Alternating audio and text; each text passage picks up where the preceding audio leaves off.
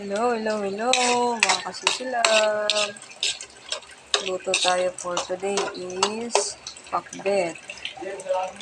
Partner ang gulay at ang pritong isda. Ayan na po, nilagay ko na po ang bawang. At yung aking tabang natira ay rinispi ko muna po siya para masarap. Parang chicharong baboy. Pinainis ko na po talaga mga kasisilab ang gulay. Gusto ko yung gulay. Tapos may pritong isda. Tapos may kape. Diyan po ako sanay sa may kape. So, brown lang natin at ihahalo na natin yan. I-mix na po natin yan. Nakatulog lang ng aking baby. Kaya tanghali na po ako magluto. Kaya ang aking mister is tulog na. Puyat po siya dahil nagabiyahe po siya ng kanyang pangtindang isda. Mix na natin.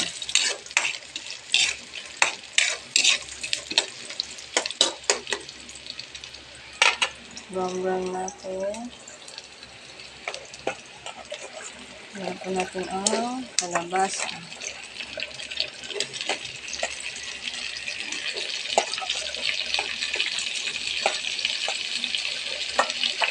Ako po nagpapakbit na sabay ko ng kalabasa at ang okra. Pero po di ko lang po alam, depende sa mga nagluluto ng pakbit. Pero po sa akin, nasabay ko ang kalabasa at ang okra. Yan ang simpleng ulam natin yung maluluto po ngayon. Dahil tipid tayo. Dahil sobrang mahal ang bilihin, kailangan natin magtipid.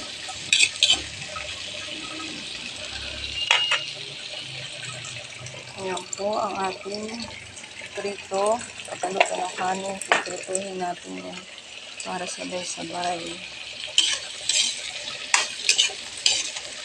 Nakakamis na po kasi mga sisilabs ang gulay. Hindi ko natitikman. Kasi pag sa probinsya po ako, laging gulang kinakain namin. Paborito ko ang gulay. Pag umuwi ako ng Bicol, lagi nagugulay ang aking lola ng buhay pa. Langka, talbos kamuting kahoy. Kasi masarap yun, nakakamis. Pag dito po sa Manila, bibihira kasi bilihin po lahat. Dahil nagtitindang asawa ko ng isda, kaya isda kami. Isda po kami. Tapos lagay na natin po lahat. Halo-halo na po yan. Talong, sitaw, at ang mapait magmahal. Char. Yung ampalaya. Halo natin konti. And then, lagay na natin yung ating yan po, saging saba. Lagay natin ang ating oyster sauce.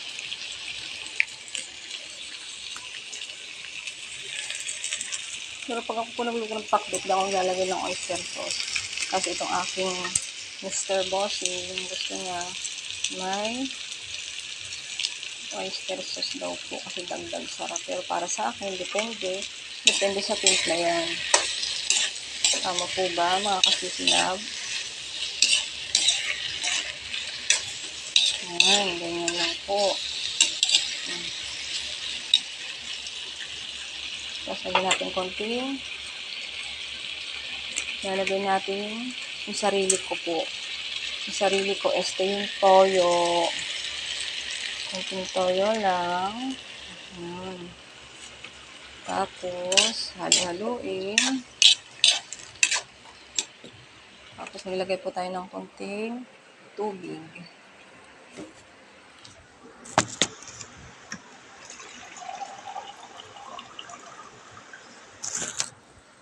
Konting tubig lang.